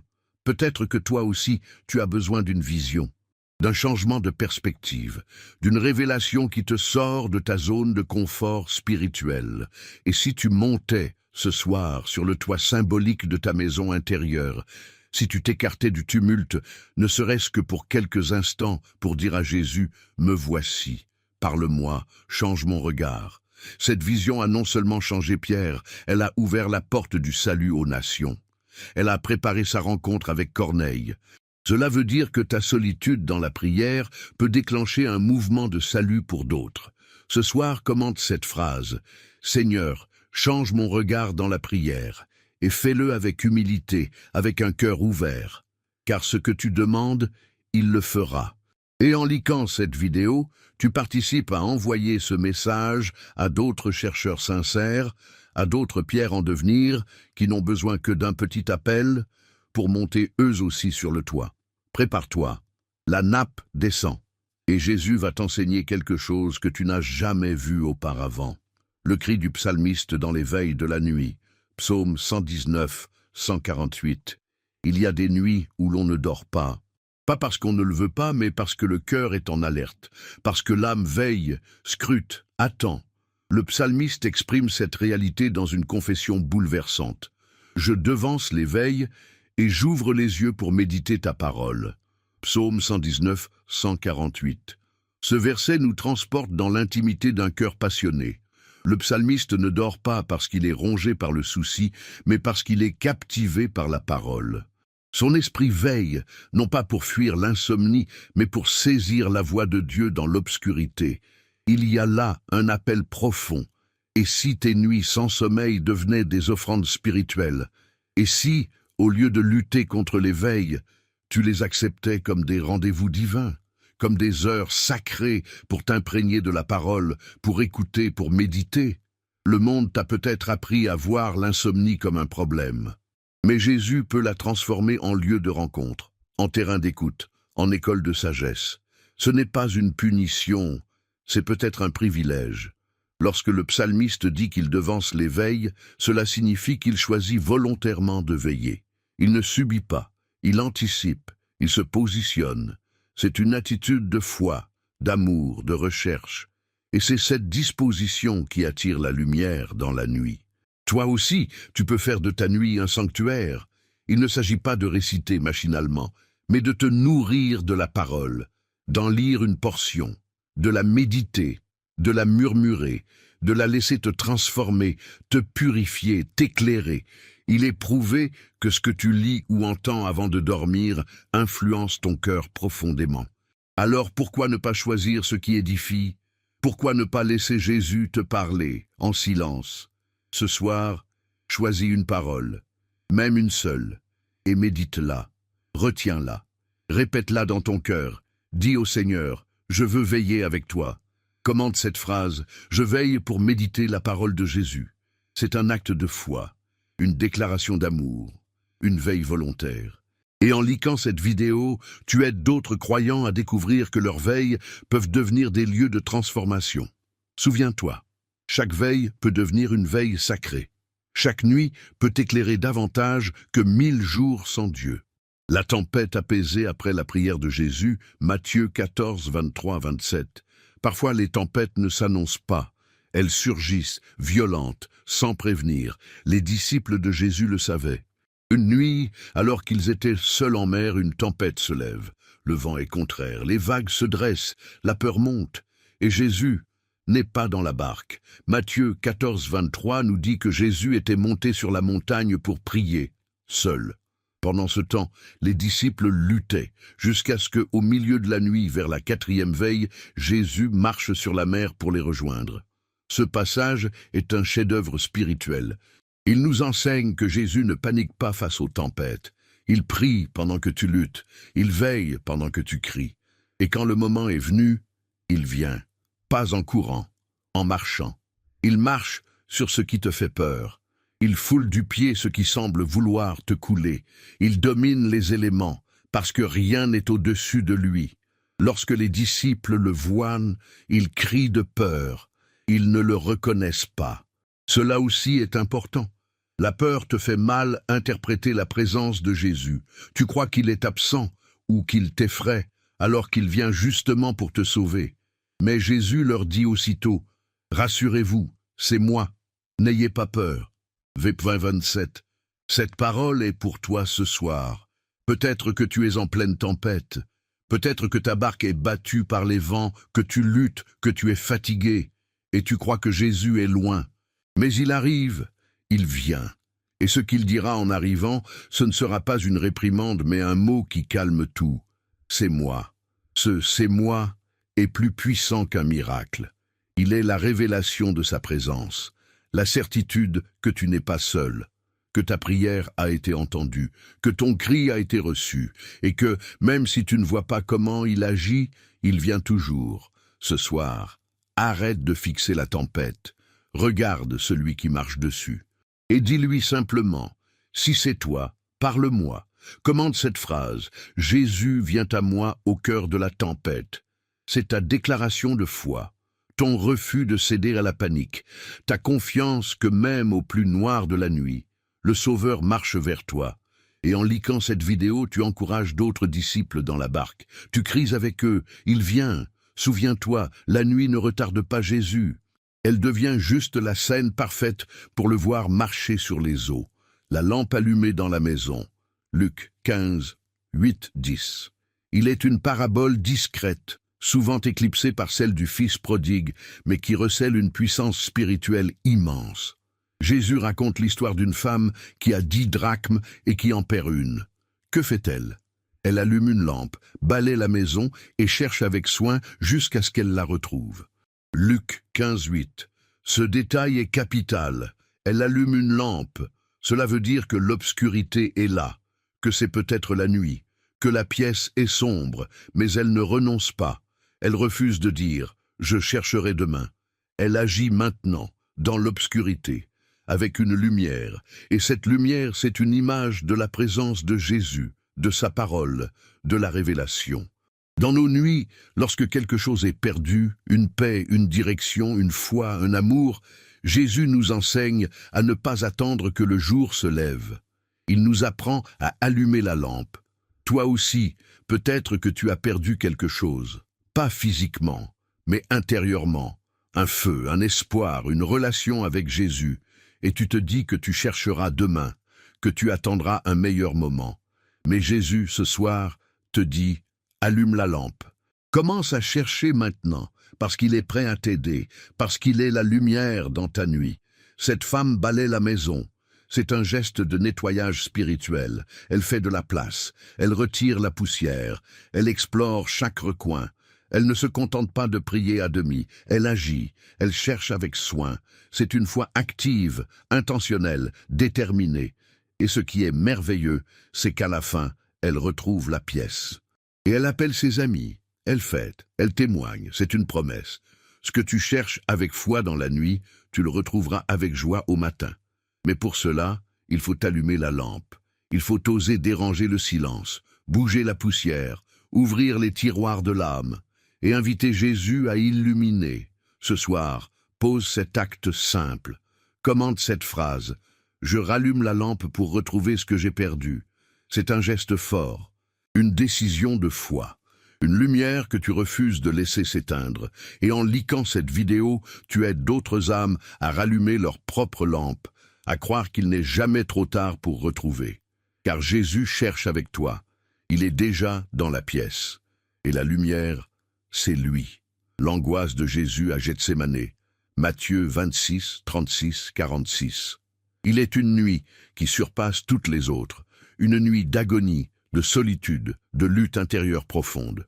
C'est la nuit où Jésus, sachant ce qui allait venir, s'est rendu au jardin de Gethsémane. Là, il a prié, il a pleuré, il a supplié, et surtout, il s'est soumis. Mon âme est triste jusqu'à la mort, restez ici et veillez avec moi. Matthieu 26, 38. Ces mots déchirants, Jésus ne les dit pas à une foule. Il les murmure à ses disciples, dans l'intimité d'une nuit où il aurait tant eu besoin de soutien. Mais même ses amis les plus proches s'endorment. 3 fois. Ils n'ont pas compris l'importance de ce moment. Ils n'ont pas veillé. Et Jésus, lui, reste là. Il tombe face contre terre. Il répète sa prière. « Mon Père, s'il est possible que cette coupe s'éloigne de moi. Toutefois, non pas ce que je veux, mais ce que tu veux. » Verset 39. Cette nuit à Gethsémane est la plus humaine et la plus divine à la fois. C'est la nuit où Jésus révèle que la foi véritable ne supprime pas la peur, mais la traverse. C'est la nuit où il montre que la soumission à Dieu est plus puissante que l'émotion. Et toi, que fais-tu dans ta nuit de Gethsémane? As-tu déjà ressenti ce poids au point de ne plus pouvoir parler?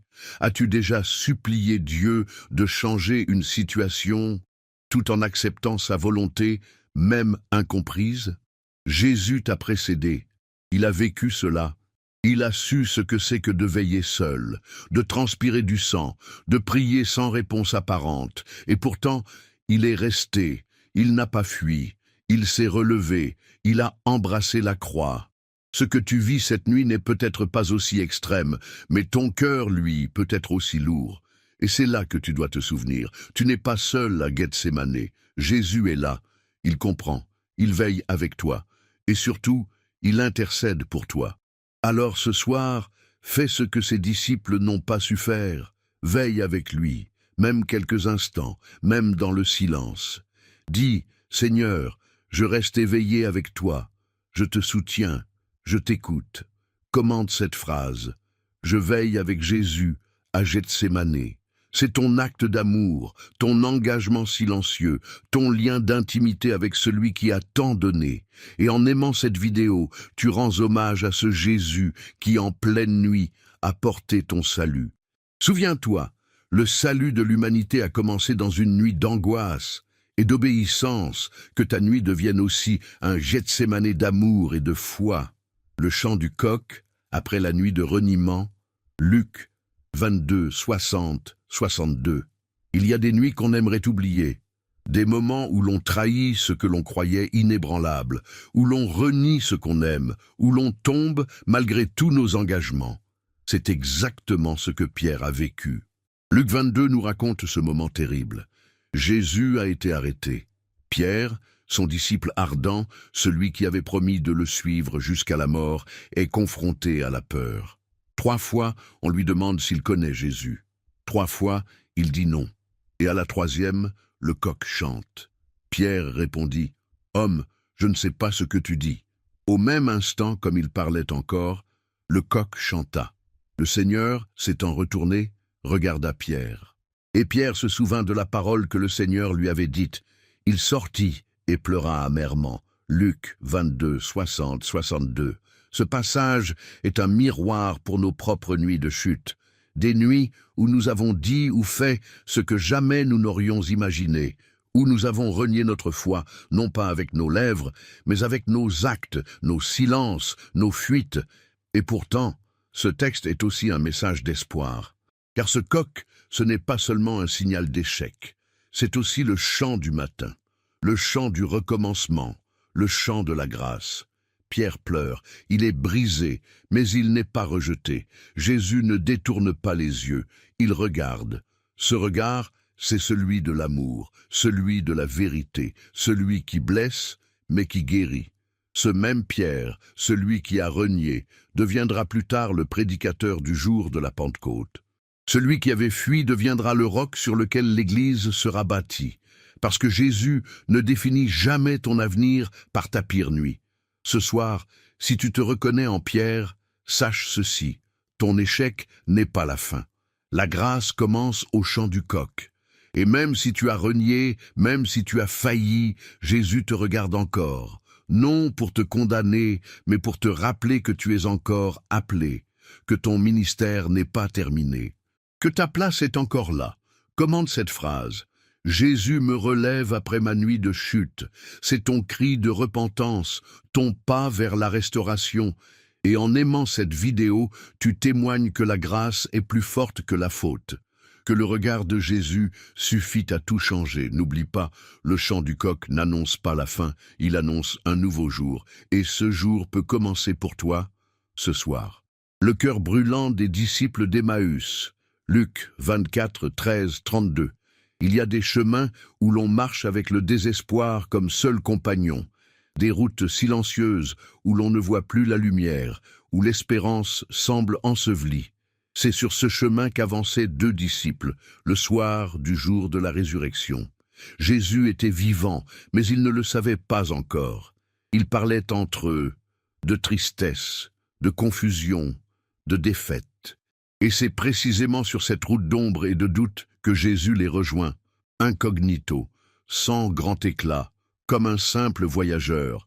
Luc 24, 15 dit « Pendant qu'ils parlaient et discutaient, Jésus s'approcha et fit route avec eux. Ils ne le reconnaissent pas tout de suite. Leurs yeux sont comme voilés, leur foi est figée dans la souffrance. Et pourtant, Jésus marche à leur côté. Il les interroge, il les écoute. Puis, doucement, il leur explique les Écritures. Et quelque chose commence à se réveiller, un feu, une chaleur, une vie. Ce n'est qu'à la fin, au moment où il rompt le pain, qu'ils le reconnaissent. Et aussitôt, il disparaît. Alors, ils se disent l'un à l'autre, « Notre cœur ne brûlait-il pas en nous lorsqu'il nous parlait en chemin ?» Va. 32. Ce récit est une clé pour nous qui traversons nos propres chemins d'Emmaüs, nos soirées de confusion, nos nuits d'incertitude. Il nous dit que Jésus marche avec nous, même quand on ne le reconnaît pas, qu'il parle, même quand tout semble perdu, que la parole, partagée même sans bruit, peut rallumer le feu dans notre cœur. Tu vois, ce feu, ce n'est pas une émotion passagère, c'est la preuve de sa présence. C'est ce qui te dit, je suis là, même quand tu doutes, même quand tu pleures, même quand tu ne vois rien. Et toi, as-tu senti ce feu en toi à des moments inattendus, une parole entendue, un verset relu, une prière soufflée dans la nuit? Ce n'est pas ton imagination. C'est Jésus qui vient rallumer en toi ce qui semblait éteint. Ce soir, demande-lui, « Reste avec moi, Seigneur, marche encore un peu, fais brûler mon cœur à nouveau. » Et commande cette phrase, « Mon cœur brûle à la voix de Jésus, car ce feu, c'est ta vie, c'est ta foi qui se réveille. » En liquant cette vidéo, tu permets à d'autres disciples découragés de comprendre qu'ils ne sont pas seuls sur le chemin, que Jésus marche, toujours. Souviens-toi, même lorsque tu ne le vois pas, il est là, et il parle. Et si tu tends l'oreille, ton cœur brûlera. La résurrection de Tabitha dans la chambre haute. Acte 9, 36, 41. Il y a des pièces dans lesquelles tout semble fini, des lieux fermés où l'on pleure, où l'on abandonne. C'est dans une de ces chambres, à Joppé, qu'une femme nommée Tabitha, ou Dorcas, vient de mourir. Son corps est lavé, préparé, placé dans une chambre haute. Autour d'elle, les veuves pleurent, montrent les vêtements qu'elle avait cousus. Le deuil est là. La nuit semble définitive, mais ce n'est pas encore la fin. On va chercher Pierre. Il monte, il entre, il voit, il prie. Puis, dans un geste d'autorité tranquille, il dit « Tabitha, lève-toi ». Acte 9, 40. Et elle ouvre les yeux, elle se redresse. Elle revient à la vie. Ce récit puissant n'est pas qu'un miracle du passé. Il est un message prophétique pour toi. Il te dit que même dans la chambre la plus sombre, Jésus peut encore ressusciter. même quand tout semble perdu, même quand le corps est froid, même quand les larmes ont déjà coulé. La chambre haute, dans la Bible, est souvent le lieu de la rencontre divine, de la transformation, de la visitation. Et ici encore, elle devient le théâtre d'une résurrection. Toi aussi, peut-être, tu as des zones mortes dans ta vie, des rêves oubliés, des prières que tu as arrêtées, des relations que tu crois irrécupérables. Et tu les as montées dans la chambre, comme on range ce qu'on ne veut plus voir. Mais Jésus n'a pas dit son dernier mot. Le regard de Pierre n'est pas fixé sur la mort. Il prie, il se tourne vers Jésus, il parle avec foi, et la vie revient. Cela nous enseigne quelque chose de fort. Ce que tu crois perdu peut revivre, si tu le présentes à Jésus dans la prière. La chambre haute devient un autel, un lieu d'intervention céleste. Ce soir, monte dans cette chambre, prends ce que tu as enterré et présente-le à Jésus. Dis, Seigneur, voici ce que j'ai abandonné. Parle et que la vie revienne. Commente cette phrase. Jésus ressuscite ce que j'ai abandonné. C'est ton acte de foi, ta permission donnée à Jésus d'intervenir là où tu n'espérais plus. Et en likant cette vidéo, tu participes à cette vague de résurrection spirituelle, où d'autres découvriront que tout n'est pas fini. N'oublie jamais, tant que Jésus est appelé, la mort n'a pas le dernier mot. La chambre haute peut encore devenir le lieu du miracle. Le feu allumé sur le rivage après la nuit de pêche. Jean 21, 3, 13. Après la résurrection, les disciples sont encore dans la confusion. Pierre, malgré tout ce qu'il a vécu, décide de retourner à ce qu'il connaît, la pêche. Une activité ancienne, rassurante, mais qui, cette nuit-là, ne porte aucun fruit. Cette nuit-là, ils ne prirent rien. Jean 21, 3. Rien. Le vide. Le retour à une vie d'avant, sans présence divine manifeste. Le sentiment d'échec. Et pourtant, le matin approche. Lorsque l'aurore se lève, un homme se tient sur le rivage. Ils ne savent pas que c'est Jésus. Il leur dit, « Enfants, n'avez-vous rien à manger ?» Puis, il leur donne une instruction simple. Jetez le filet du côté droit de la barque et vous trouverez. V6, ils obéissent. Le filet se remplit. Et c'est Jean qui comprend le premier. C'est le Seigneur. Mais le miracle ne s'arrête pas là. En arrivant sur le rivage, les disciples découvrent que Jésus a déjà préparé un feu. Il y a du poisson posé dessus, du pain, un petit déjeuner d'amour. Ce texte est d'une tendresse inouïe. Il nous dit que même après une nuit infructueuse, Jésus t'attend au rivage. Même quand tu crois avoir tout raté, même quand tu t'es éloigné, il est là. Il a préparé, il a anticipé. Ce feu sur le rivage est plus qu'un feu physique. C'est le symbole d'un accueil, d'une restauration, d'un recommencement. Et Pierre, celui qui avait renié, est là. Il ose plonger dans l'eau, n'attend pas que la barque accoste.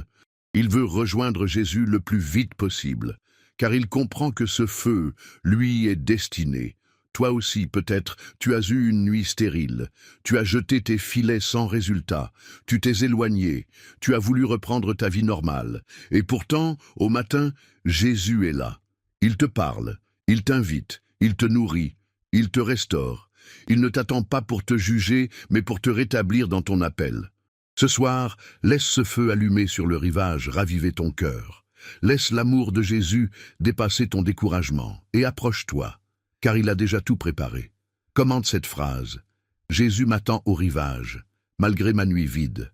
C'est ta confession, ton pas vers le feu, vers la communion retrouvée. Et en likant cette vidéo, tu aides d'autres cœurs fatigués à croire qu'il y a encore un matin et un feu qui les attend.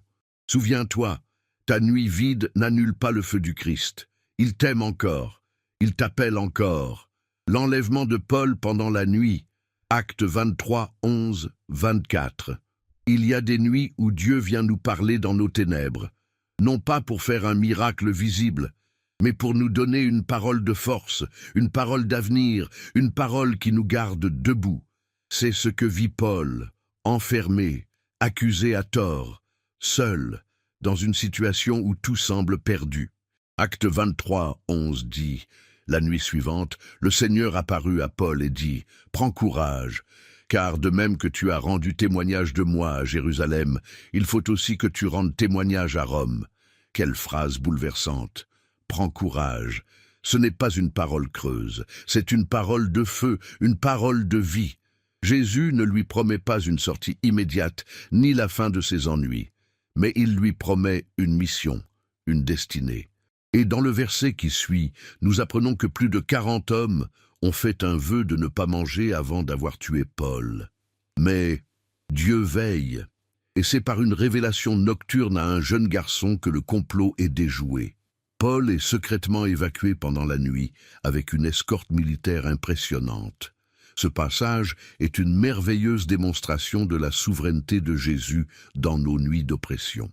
Quand l'ennemi prépare son piège, quand les ténèbres s'intensifient, le Seigneur parle, il rassure, il agit. Et toi, dans ta nuit actuelle, peux-tu entendre cette voix? Prends courage, tu iras jusqu'à Rome, tu accompliras ce que j'ai prévu pour toi. Rien ne pourra t'arrêter, même si des plans sont en train de se faire contre toi, dans l'invisible, Jésus veille. Il t'enverra une aide inattendue, une protection surnaturelle, une sortie providentielle, parce que ta destinée ne peut être arrêtée par la nuit. Et surtout, sa voix vient avant l'action. La parole vient pour t'arracher à la peur, pour te faire lever la tête, pour te redonner l'assurance que ta vie n'est pas finie. Ce soir, écoute bien. Jésus te dit aussi prends courage. C'est lui. Et il a déjà préparé la suite. Commente cette phrase avec foi. Jésus me parle dans la nuit pour fortifier ma mission. Tu n'es pas dans cette nuit pour rien. Tu es en transition vers Rome, vers ton appel. Et en liquant cette vidéo, tu fortifies d'autres pôles spirituels, d'autres croyants en pleine tempête, qui ont juste besoin d'une parole. Souviens-toi, la nuit n'est pas l'arrêt de ton appel. C'est la chambre où Dieu prépare ta prochaine mission. La délivrance de Pierre par un ange pendant la nuit. Actes 12, 6, 11. Il est des nuits où l'on dort enchaîné, où l'on est lié, surveillé, gardé. C'était le cas de Pierre. Il était emprisonné par Hérode, destiné à être présenté au peuple le lendemain. 2 soldats de chaque côté, des chaînes, des portes fermées. Et pourtant, Pierre dormait. Acte 12, 6 nous dit « La nuit même qui précédait le jour où Hérode allait le faire comparaître, Pierre dormait entre 2 soldats. » Comment peut-on dormir dans ces conditions? Parce que Pierre savait quelque chose que la prison ne pouvait pas enfermer. Sa paix venait de Jésus. Ce n'était pas l'absence de menaces qui l'apaisait, mais la présence du Christ dans son cœur. Et voici ce qui se passe. Un ange du Seigneur survient pendant la nuit. Une lumière brille dans la cellule. L'ange frappe Pierre au côté pour le réveiller et lui dit « Lève-toi promptement » et les chaînes tombent de ses mains. V7. Le miracle est précis, surnaturel. Les portes s'ouvrent, les gardes restent endormis, et Pierre se retrouve libre, dans la rue, au cœur de la nuit. Ce récit est une image puissante pour toi. Peut-être que tu es enchaîné cette nuit, lié par des pensées, des oppressions, des circonstances. Peut-être que tout semble verrouillé autour de toi. Et pourtant, Jésus peut envoyer son ange. Ce n'est pas trop tard, ce n'est pas trop noir, ce n'est pas trop compliqué. Même si les hommes ont décidé contre toi, Jésus a encore le dernier mot. Et ce miracle nous montre aussi quelque chose de fondamental. Dieu travaille pendant la nuit. Il agit quand les hommes dorment. Il prépare ta sortie alors que toi, tu ne peux plus rien faire. Tu dors peut-être, mais lui, il ne dort jamais. Et quand l'ange arrive, il ne discute pas. Il ne tergiverse pas. Il agit. Les chaînes tombent. Les portes s'ouvrent. Le miracle est complet. Ce soir, crois que Jésus peut encore faire tomber les chaînes, même celles que tu crois définitives, même celles que tu portes depuis trop longtemps. Commente cette phrase. Jésus brise mes chaînes pendant la nuit. C'est ta proclamation, ta foi en action. Ton cri silencieux vers le ciel. Et en liquant cette vidéo, tu tends la main à d'autres pierres, enfermées, fatiguées, qui attendent une lumière. Souviens-toi, ta prison peut devenir ton témoignage. Et cette nuit, l'ange du Seigneur peut venir frapper doucement à ton côté, la parabole des vierges sages, des folles, Matthieu 25, 1, 13. Il est une nuit dont parle Jésus, une nuit prophétique, une nuit de préparation et d'attente. C'est la nuit du retour de l'époux. Dans Matthieu 25, il raconte l'histoire de 10 vierges qui, lampe en main, attendent l'arrivée de l'époux pour les noces. Mais toutes s'assoupissent. Et soudain, au milieu de la nuit, un cri retentit. Voici l'époux, allez à sa rencontre. Matthieu 25, 6. Toutes se réveillent. Mais seules 5 d'entre elles ont prévu de l'huile en réserve. Les 5 autres, surprises, non préparées, se retrouvent dans l'urgence. Elles doivent partir en chercher. Et quand elles reviennent, la porte est fermée. Trop tard. Cette parabole est bouleversante, car elle nous parle de notre propre nuit spirituelle, celle que nous vivons entre la promesse et l'accomplissement, celle de l'attente, celle de l'invisible, celle du silence apparent. Et dans cette nuit, le test n'est pas la beauté des lampes, mais la présence de l'huile. L'huile représente la relation personnelle avec Jésus, la vie intérieure, la foi vivante, l'intimité entretenue. Toutes les vierges ont une lampe, toutes s'endorment. Mais seuls les sages ont prévu de l'huile. Cela signifie que ce qui te prépare à la venue de Jésus, ce n'est pas ce que tu montres, mais ce que tu portes en secret. Ce n'est pas ton apparence religieuse, mais la profondeur de ton feu intérieur. Et quand le cri retentit, il est trop tard pour improviser. La nuit est le temps de l'anticipation, pas de l'improvisation. Toi, ce soir, où en est ton huile?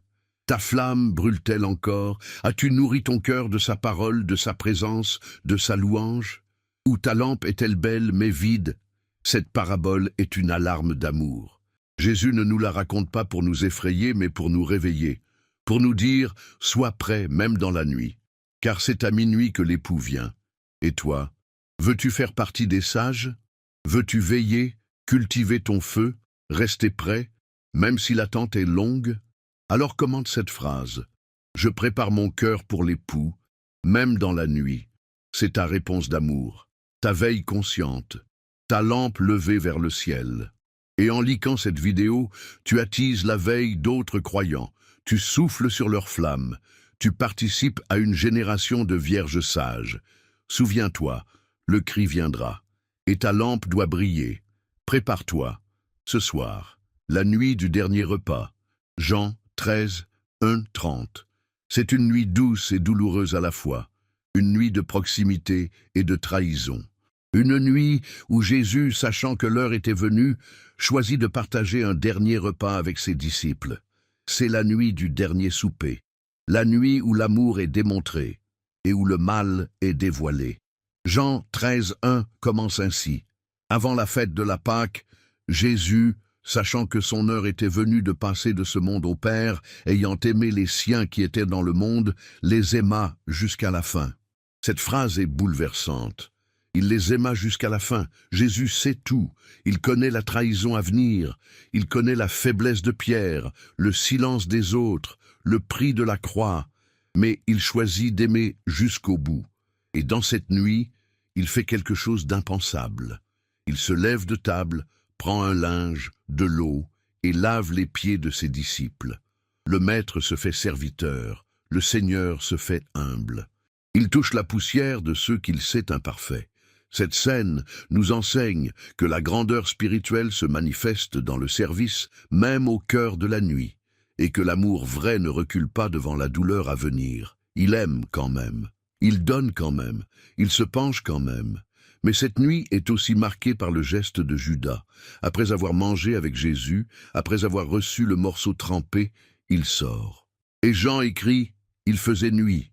Jean 13, 30. Ce n'est pas seulement une indication temporelle, c'est une parole spirituelle. Judas entre dans la nuit de la trahison, pendant que Jésus entre dans la nuit du sacrifice. 2 directions, 2 cœurs, un même moment. Toi aussi, cette nuit, tu es à une croisée spirituelle. Tu es assis à la table, tu entends la voix de Jésus, tu vois son humilité, sa main tendue.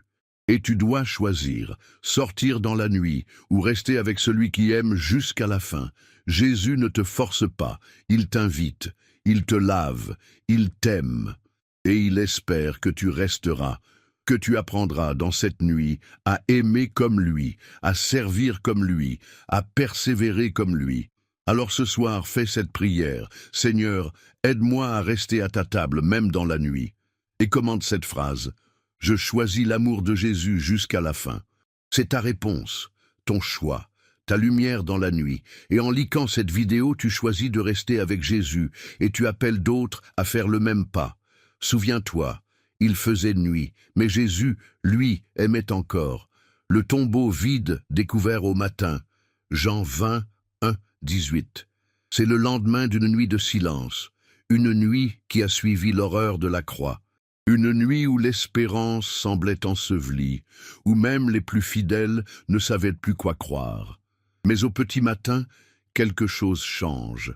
Jean 20, 1 nous dit « Le premier jour de la semaine, Marie de Magdala se rendit au sépulcre, dès le matin, comme il faisait encore sombre, et elle vit que la pierre était ôtée du sépulcre. Encore sombre. C'est dans cette pénombre, entre la nuit et le jour, que la résurrection commence à se révéler. Pas dans un éclat spectaculaire, pas avec des trompettes, mais dans une marche silencieuse d'une femme blessée, fidèle, cherchant simplement Jésus. Et elle découvre que la pierre a été roulée. Le tombeau est vide. Et son cœur, d'abord plongé dans la peur et l'incompréhension, sera le premier à entendre la voix du ressuscité, car Jésus l'appelle par son nom, Marie. V. 16. Ce moment est une déclaration éternelle. Le jour se lève toujours, même après la nuit la plus noire. La mort n'est pas le dernier mot. Le silence du samedi n'est pas une fin.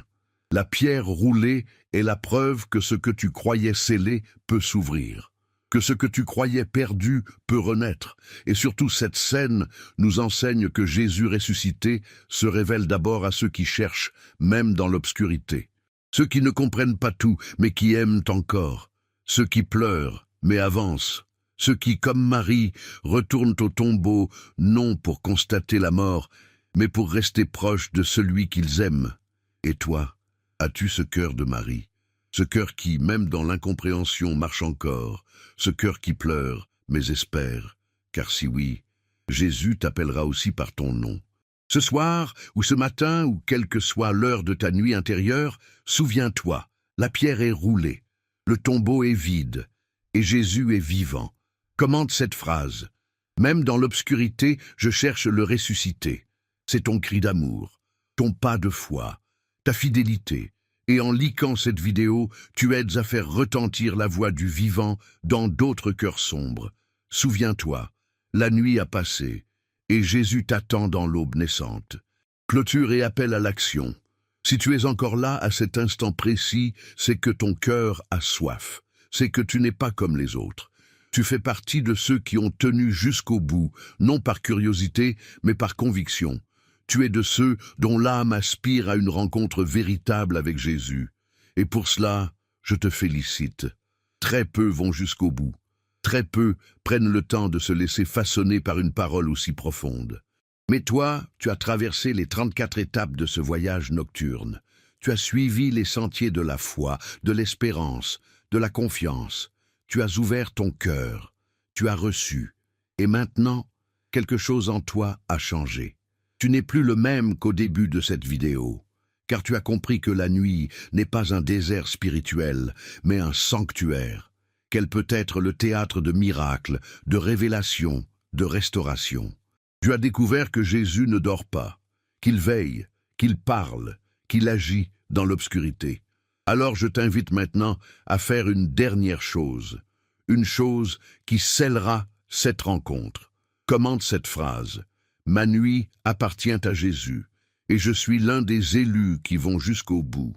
Oui, écris-la, car cette phrase est un témoignage. Elle est la preuve que tu n'as pas seulement regardé, mais que tu as vécu cette vidéo. Elle est un repère spirituel, un marqueur dans l'éternité. Et si tu ne l'as pas encore fait, abonne-toi à cette chaîne. Pas par automatisme, mais parce que tu veux continuer ce chemin, parce que tu sais que demain, après-demain et tous les autres soirs, tu auras besoin de cette nourriture. Tu auras besoin d'être fortifié, aimé, éclairé. Et si tu ne t'abonnes pas, Alors je dois te le dire avec franchise, tu passes à côté d'une source. Tu refuses une main tendue. Tu quittes le feu alors qu'il brûle encore pour toi. Ce serait dommage, n'est-ce pas? Mais si tu t'abonnes, alors tu choisis d'entretenir la flamme. Tu choisis de dire « Je ne veux plus marcher seul, je veux grandir, je veux persévérer, et cela c'est noble, c'est précieux, c'est spirituel. » Partage aussi cette vidéo, pas comme un simple contenu, mais comme une semence. Car il y a des milliers de personnes, ce soir, qui vivent des nuits sombres et qui attendent, sans le savoir, une parole comme celle-ci. Tu peux être l'instrument que Jésus utilise pour les atteindre. Et maintenant, avant de fermer cette vidéo, je veux te demander une dernière chose. Reste quelques minutes en silence. Ne coupe pas tout de suite. Ne retourne pas à tes distractions. Reste, respire, médite. Dis simplement « Merci, Jésus » et laisse la paix du Christ descendre sur toi. Tu n'es plus seul dans la nuit, tu es dans les bras de celui qui a vaincu l'obscurité. À très bientôt.